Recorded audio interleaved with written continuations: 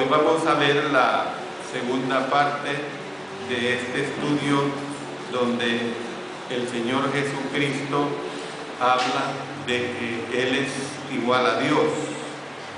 En la primera parte, haciendo un breve resumen, hablamos de las acusaciones incriminatorias, de las afirmaciones increíbles que se dieron, las premisas que presentó el Señor Jesucristo y los ejemplos. Y ahora vamos a continuar con las credenciales impecables del por qué Él se hacía igual a Dios. Es algo verdaderamente sorprendente lo que nos presenta la Sagrada Escritura. Para ello, siempre el texto base es el Evangelio de Juan en el capítulo 5. De manera que vamos a leer primeramente esta porción, la última parte de este capítulo 5, desde los versos 31 hasta el 47. Si yo doy testimonio acerca de mí mismo, mi testimonio no es verdadero. Otro es el que da testimonio acerca de mí, y sé que el testimonio que da de mí es verdadero. Vosotros enviasteis mensajes a Juan, y él dio testimonio de la verdad. Pero yo no recibo testimonio de hombre alguno, mas digo esto para que vosotros seáis salvos. Él era antorcha que ardía y alumbraba, y vosotros quisisteis regocijaros por un tiempo en su luz. Mas yo tengo mayor testimonio que el de Juan, porque las obras que el Padre me dio para que cumpliese las mismas obras que yo hago, dan testimonio de mí, que el Padre me ha enviado. También el Padre que me envió ha dado testimonio de mí. Nunca habéis oído su voz, ni habéis visto su aspecto, ni tenéis su palabra morando en vosotros, porque a quien Él envió, vosotros no creéis. Escuchad las Escrituras, porque a vosotros os parece que en ellas tenéis la vida eterna, y ellas son las que dan testimonio de mí, y no queréis venir a mí para que tengáis vida. Gloria de los hombres no recibo, mas yo os conozco que no tenéis amor de Dios en vosotros. Yo he venido en nombre de mi Padre y no me recibís. Si otro viniere en su propio nombre, a ese recibiréis. ¿Cómo podéis vosotros creer, pues recibís gloria los unos de los otros y no buscáis la gloria que viene del Dios único? No penséis que yo voy a acusaros delante del Padre. ¿A quién os acusa? Moisés, en quien tenéis vuestra esperanza. Porque si creyeseis a Moisés, me creeríais a mí, porque de mí escribió él. Pero si no creéis a sus escritos, ¿cómo creeréis a mis palabras? Al ponerle cuidado a esta lectura, aquí se dan tres credenciales impecables en relación a lo que él afirmaba de que él era igual a Dios. Pero antes voy a hacer referencia a otros aspectos.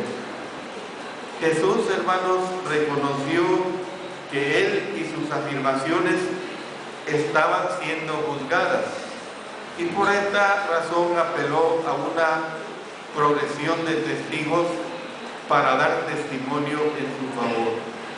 Nosotros podemos ver que su aseveración introductoria sobre los testigos podría sonarnos un poco extraña. ¿Por qué? Bueno, él está diciendo, si solo yo doy testimonio acerca de mí mismo, mi testimonio no es verdadero. O sea, fíjense que él apeló a que había elementos, habían quienes daban testimonio de él. La palabra solo, hermanos, aquí ha sido añadida en base a que lo que Cristo dijo literalmente fue esto: si yo doy testimonio, en el verso 30 específicamente, acerca de mí mismo, mi testimonio no es verdadero. Entonces Jesús había estado testificando, o sea, dando testimonio acerca de sí mismo.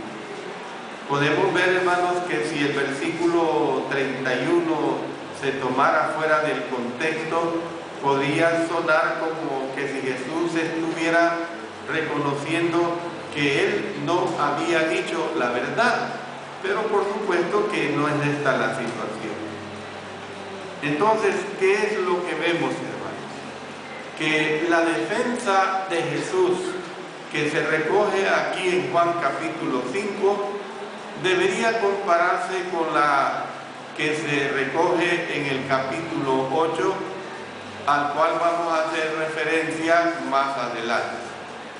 En esa ocasión del capítulo 8, los fariseos dijeron a Cristo: tú das, específicamente en el verso 13, tú das testimonio acerca de ti mismo, tu testimonio no es verdadero.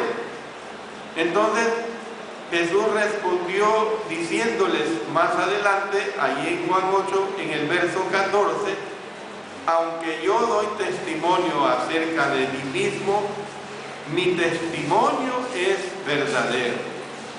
Luego añadió: y en vuestra ley está escrito que el testimonio de dos hombres es verdadero. Yo soy el que doy testimonio de mí mismo, y el Padre que me envió da testimonio de mí, específicamente en los versos 17 y 18. Entonces, ¿qué es lo que vemos? Que al comparar las dos aseveraciones queda claro que en Juan capítulo 5 Jesús no estaba confesando haber mentido. Más bien él estaba reconociendo que de conformidad con la ley de Moisés, el testimonio era necesario. El testimonio de una sola persona era un testimonio insuficiente. Esto estaba dejando bien claro. Entonces era necesario el testimonio de dos o tres testigos. Miren, vamos al libro de Números en el capítulo 35 y el versículo 30. Cualquiera que diere muerte a alguno por dicho de testigos morirá el homicida. Mas un solo testigo no hará fe contra una persona para que muera. Nosotros podemos ver, hermanos, que desde la ley mosaica esta situación era bien delicada y bien estricta. Alguien podía matar y él era solo visto por una persona y nadie más que una persona, y esta persona lo acusara, si no había dos o más testigos, no era culpable y él no podía pagar con su muerte. Era una situación bien clara bajo la ley mosaica. Entonces, hermanos, esta precisamente es la situación que aquí se está analizando y se está dejando bien clara. Entonces podemos ver que esta es la razón por la cual los traductores añadieron la palabra solo al versículo 31. Es decir, que si solo Cristo daba testimonio acerca de sí mismo, esto no sería aceptado en un tribunal judío. Y el Señor Jesucristo, hermanos, estaba completamente consciente de esta situación. Entonces, Jesús, por lo tanto, añadió un segundo testigo, el mismo que se mencionó, ¿Quién es ese segundo testigo? Bueno, nada menos que su Padre, hermanos. Su Padre. Cristo dijo: otro es el que da testimonio acerca de mí, y sé que el testimonio que da de mí es verdadero. Ahí lo dice en el versículo 32. Entonces vemos que en el contexto dice otro. Otro se refiere a Dios. Jesús, hermanos, recalcó diciendo: también el Padre que me envió ha dado testimonio de mí. Usted puede irse allí al verso 37 y ahí él lo está corroborando.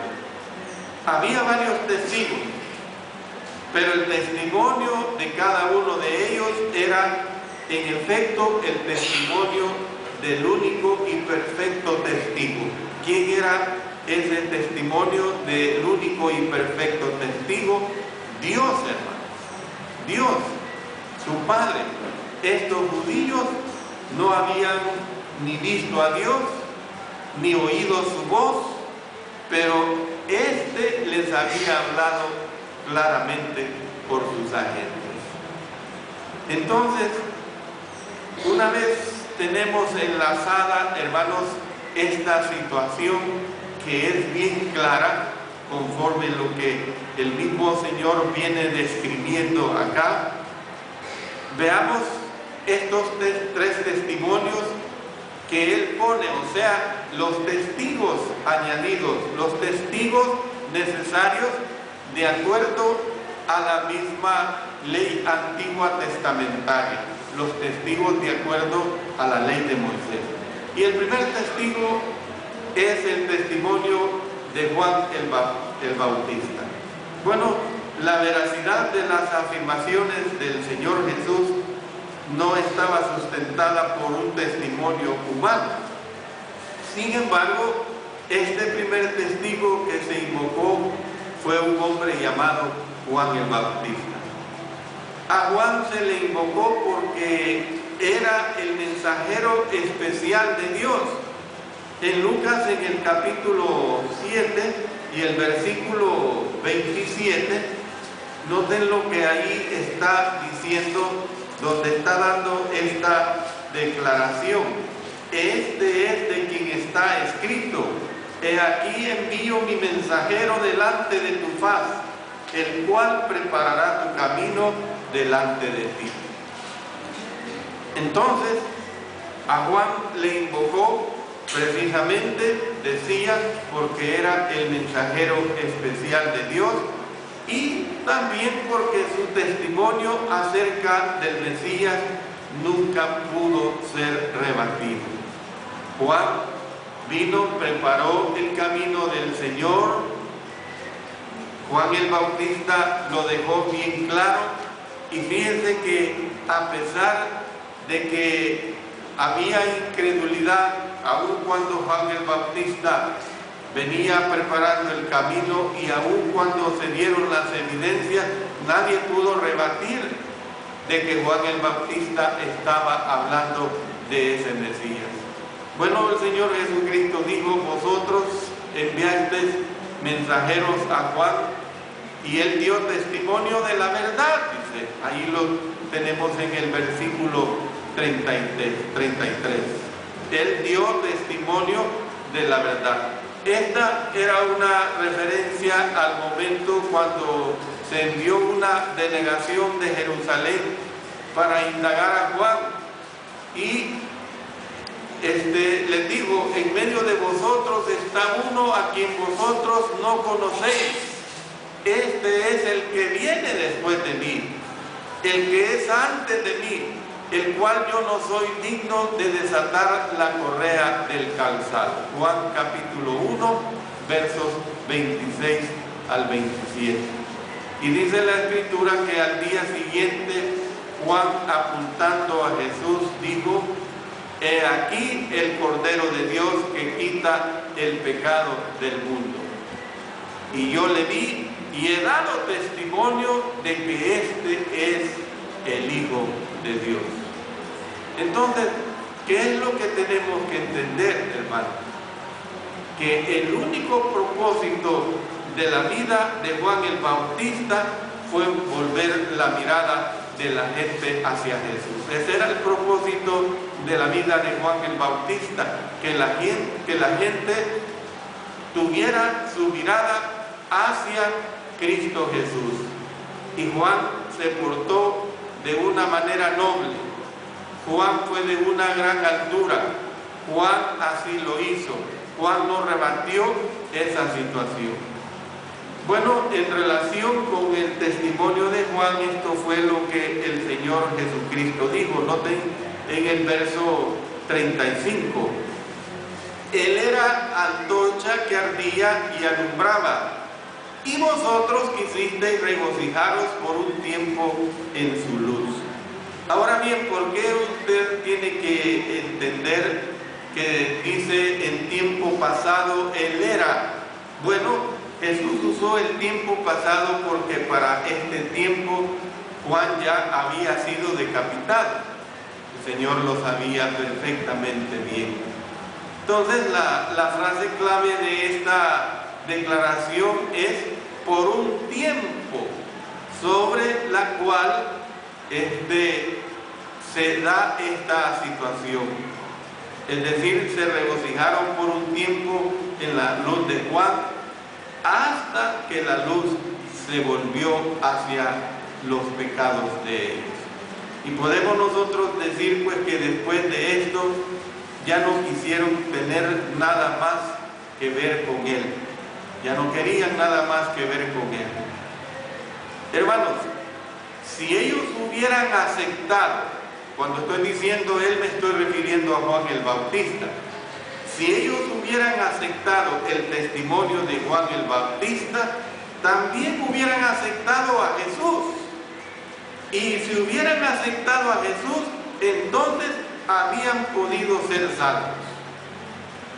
Pero realmente no lo aceptaron. Siguieron en una situación de una total y completa rebeldía. Pero ustedes noten que inmediatamente en esta narrativa que está haciendo el Señor Jesucristo, pasa al uso de un segundo testigo. ¿Quién es el uso de ese segundo testigo? Bueno, es el testimonio de los milagros. ¿Por qué digo que es el testimonio de los milagros? Cristo pasó después a hablar del testimonio que daban sus milagros diciendo, miren lo que dice el verso 36, mas yo tengo mayor testimonio que el de Juan, porque las obras que el Padre me dio para que cumpliese, las mismas obras que yo hago dan testimonio de mí, que el Padre me ha enviado. Hermanos, la palabra obras claramente puede usarse para referirse a la totalidad de la vida de Jesús. Ciertamente todo lo que Él hacía daba testimonio del hecho de que Él precisamente era el Hijo de Dios. Y Cristo, sin embargo, estaba pensando en los milagros que hacía precisamente por el poder de Dios. Los milagros que Él hacía por el poder de Dios. Bueno, Jesús había llevado a cabo muchos milagros en su viaje anterior en Jerusalén. Ya esto lo hemos visto en lecciones pasadas, la cantidad, la diversidad de milagros que había hecho en sus viajes anteriores precisamente a la ciudad de Jerusalén. Y en relación con estas obras milagrosas, noten que Nicodemo dijo, sabemos que has venido de Dios. Y miren la razón que da Nicodemo, porque nadie puede hacer estas señales que tú haces si no está Dios con él. Juan capítulo 3 versículo 2. También en este viaje a Jerusalén, Cristo había hecho por lo menos un milagro, y es posible que el hombre que sanó junto al estanque estuviera cerca cuando decía estas palabras. Que como siempre existió y existirá, los críticos de Jesús no podían negar que Él hacía milagros. Sin embargo, todavía rehusaban recibirlo como el verdadero Mesías del cual venían hablando las escrituras antiguos testamentarias, especialmente por los profetas Isaías y Jeremías. Bueno, más adelante acusaron a Jesús de hacer milagros por el poder del diablo, por el poder de Belcebú, pero hay una cosa bien notoria, que no pudieron negar que Él hizo milagros, no pudieron negar esta situación. Este es el segundo testimonio que es bien claro, pero en esta narrativa Él da un tercer testimonio y allí está bien claro. Ese tercer testimonio es el testimonio de las Escrituras, o sea, el testimonio de lo que se había ya escrito de Él, el testimonio de lo que estaba escrito ya a través de los rollos que ellos conocían y tenían acceso a través de esa ley mosaica. Bueno, Jesús había invocado como testigos a un mensajero de Dios y a las señales de Dios.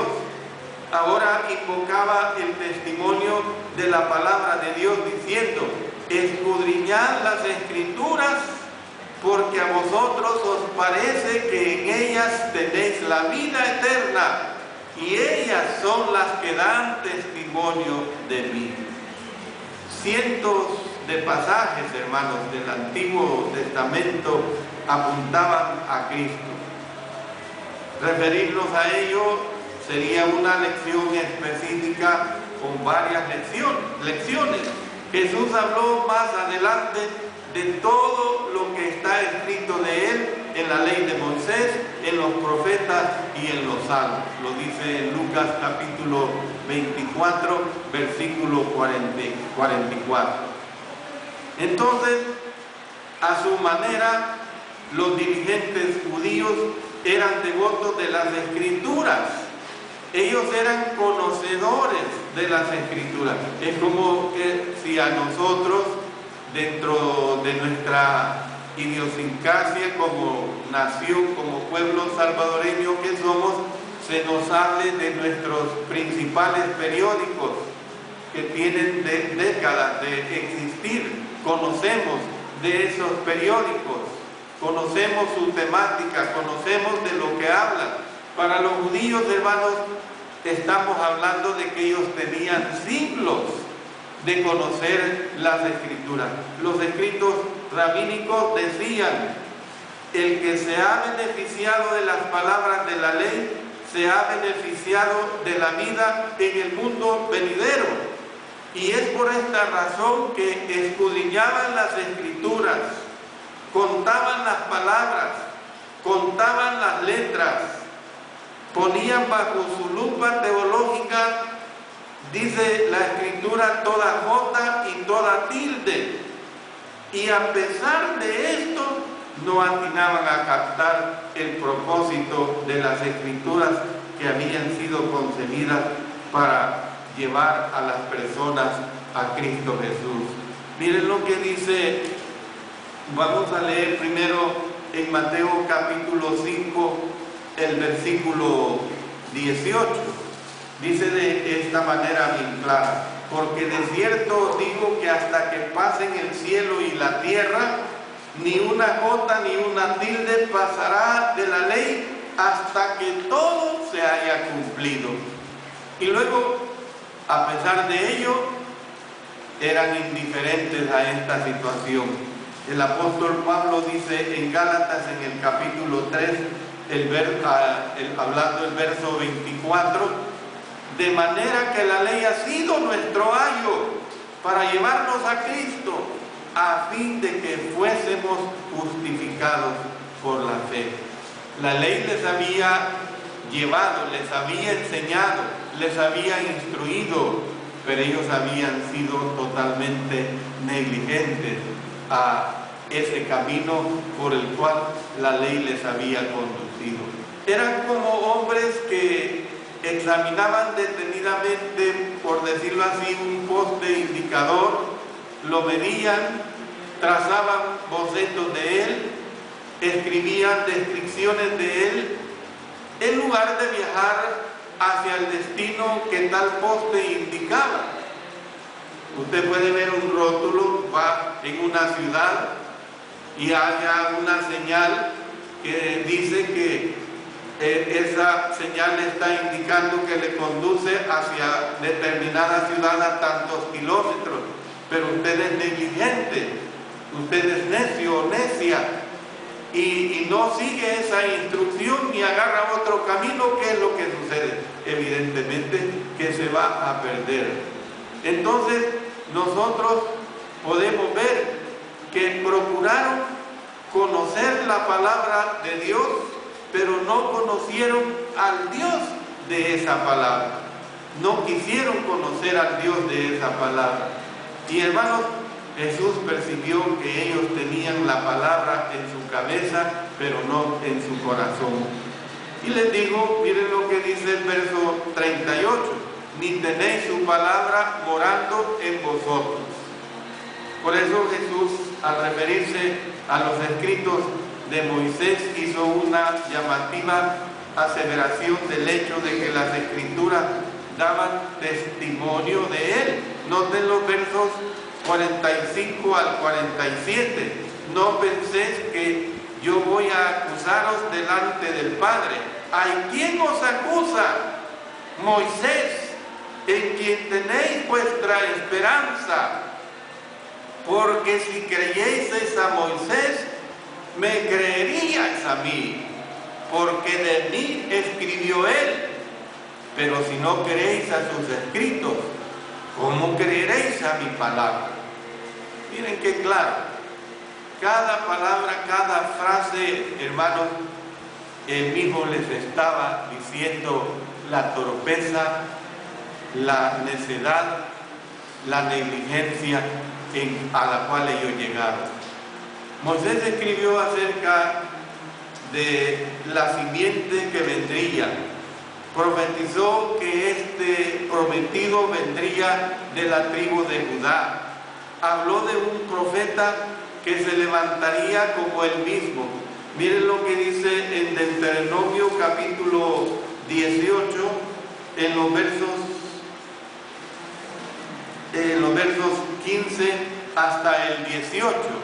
Profeta de en medio de ti, de tus hermanos como yo, te levantará Jehová tu Dios, a él oiréis, conforme a todo lo que pediste a Jehová tu Dios en Horeb el día de la asamblea, diciendo: no vuelva yo a oír la voz de Jehová mi Dios, ni vea yo más este gran fuego para que no muera. Y Jehová me dijo: han hablado bien en lo que han dicho. Profeta les levantaré de en medio de sus hermanos como tú, y pondré mis palabras en su boca, y él les hablará todo lo que yo les mandare. Todos sus escritos estaban saturados con tipos y antitipos que anticipaban al Mesías. Bueno, por ejemplo, los sacrificios de la ley apuntaban hacia el sacrificio perfecto en la cruz. Miren lo que tenemos en Hebreos en el capítulo 10. En Hebreos en el capítulo 10 leamos los versos 4 y 12. Porque la sangre de los toros y de los machos cabrillos no puede quitar los pecados. Era un antitipo. Pero Cristo, habiendo ofrecido una vez para siempre un solo sacrificio por los pecados, se ha sentado a la diestra de Dios. Entonces, nosotros podemos ver claramente esta situación. Por lo tanto, Jesús dijo que Moisés no solo fue un testigo a favor de él, sino que también al final se levantaría como un testigo contra los que rechazaban esta situación que él presentaba claramente. Declaró: hay quien os acusa. Ese profeta que ustedes veneran, ese profeta del cual ustedes dan su vida por él, ese profeta les está acusando porque él ha hablado de mí y ustedes no quieren entender lo que él les ha dicho. Con todo este conjunto de pruebas a su disposición, nos podemos preguntar por qué rechazaron los dirigentes judíos a Jesús. ¿Por qué rechazaron los dirigentes judíos a Jesús? Bueno, Jesús dijo que el problema era de la voluntad y del corazón. El que conocía lo que había en el hombre lanzó esta acusación. Ahí lo dice en los versos 40 al 42. Agarro extractos de estos versos. No queréis venir a mí, no tenéis amor de Dios en vosotros. Hermanos, un problema era que ellos buscaban la gloria de los hombres y no la gloria que viene del Dios único.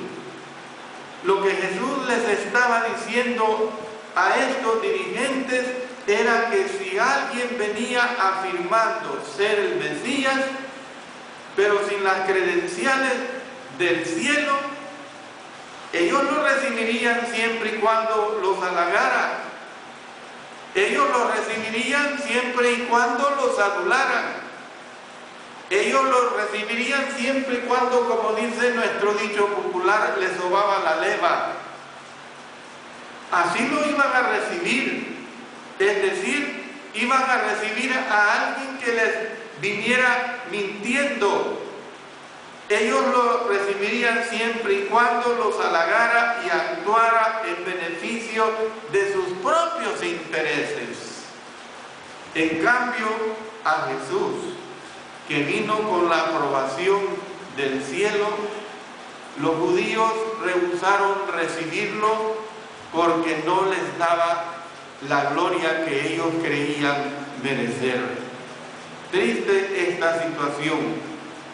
Jesús, hermanos, dio a entender implícitamente que esta era la razón por la cual ellos le estaban rechazando. Querían gloria para sí mismos, querían honor para sí mismos.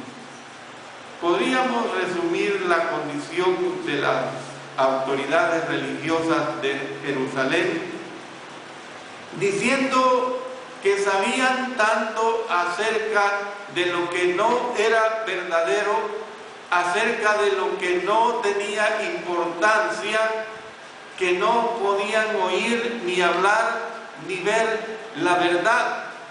Miren lo que dice en Mateo en el capítulo 13 y el versículo 15. Mateo capítulo 13 y el versículo 15. Porque el corazón de este pueblo se ha engrosado y con los oídos oyen pesadamente y han cerrado sus ojos para que no vean con los ojos y oigan con los oídos y con el corazón entiendan y se conviertan y yo los sane. Hermanos, no es para ponerse a pensar que uno puede a lo mejor ser un estudioso de la palabra, incluso ser un erudito diligente y aún así no llegar a tener jamás un conocimiento salvador de la verdad. Hay tantas personas, hermanos, que son estudiosas de la palabra de Dios, pero no entienden el concepto salvador de esa palabra. Hermanos, que Dios nos ayude a siempre abordar las Escrituras con la actitud apropiada, un amor precisamente a la verdad.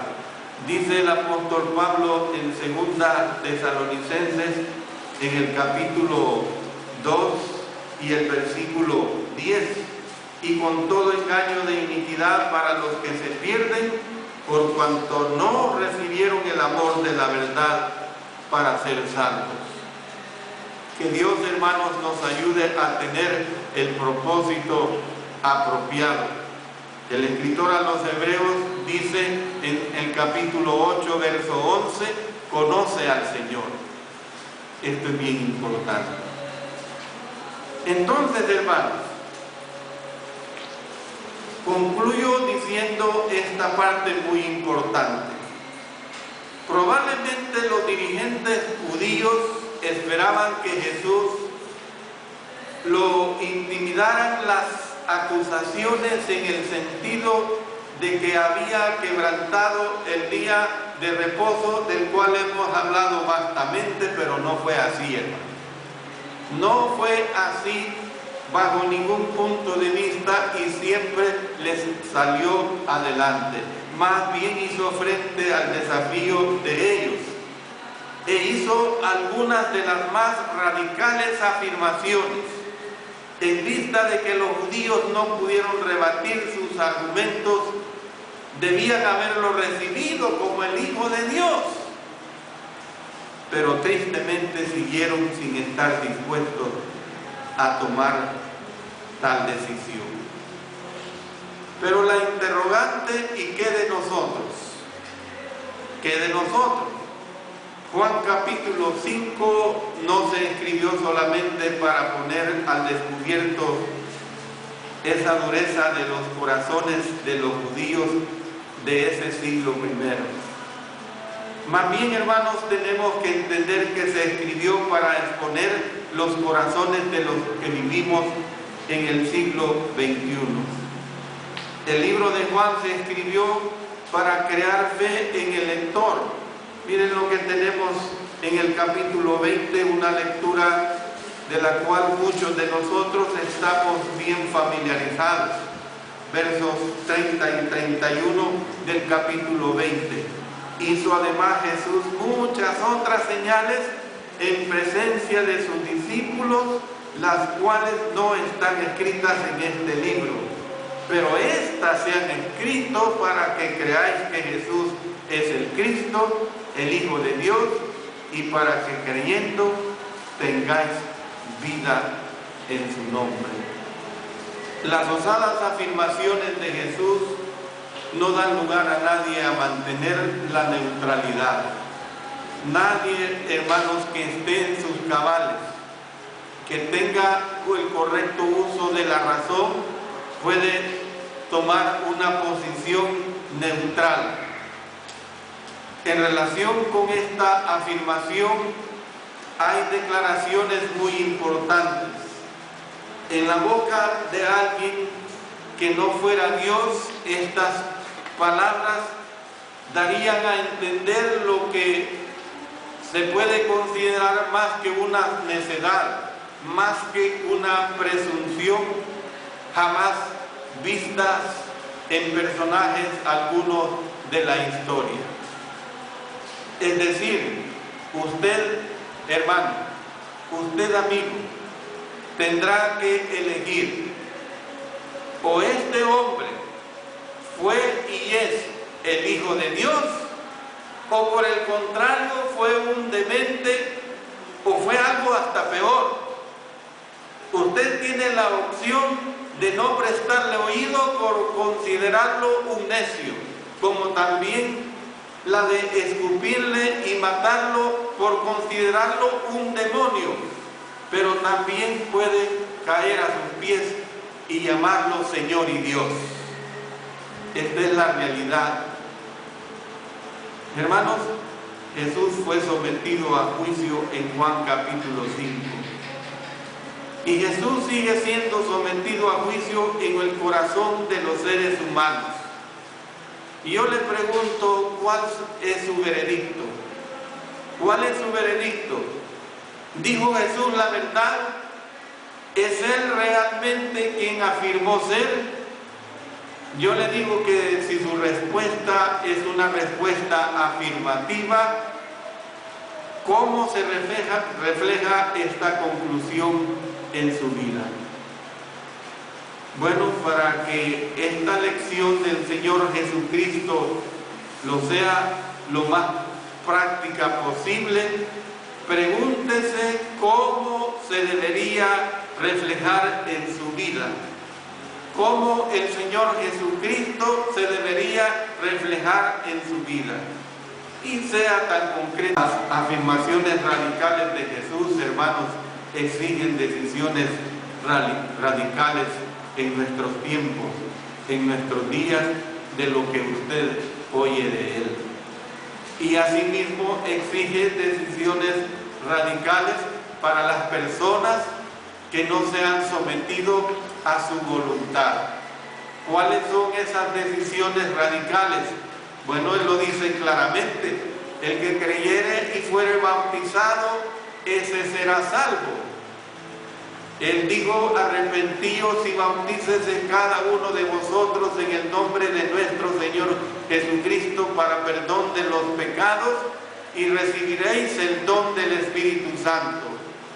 Y cuando Pedro dio ese valioso mensaje de salvación en el día de Pentecostés, en el libro de los Hechos se da claramente la descripción de que alrededor de 3,000 personas obedecieron ese evangelio, y que esas personas fueron salvas porque lavaron sus pecados en las aguas del bautismo por el poder de la sangre que ya Jesucristo había derramado en la cruz y que sigue siendo efectiva hasta el día de hoy. Y allí en el mismo libro de los Hechos, más adelante en el verso 47, dice que aquellas personas que fueron salvas fueron añadidas a la iglesia del Señor. Ese es el llamado para las personas que aún no se han sometido a la voluntad de Cristo Jesús. Con esto termino esta lección tan bella, en el sentido pues de que Jesucristo es totalmente igual a Dios. Que el Señor nos bendiga. Amén.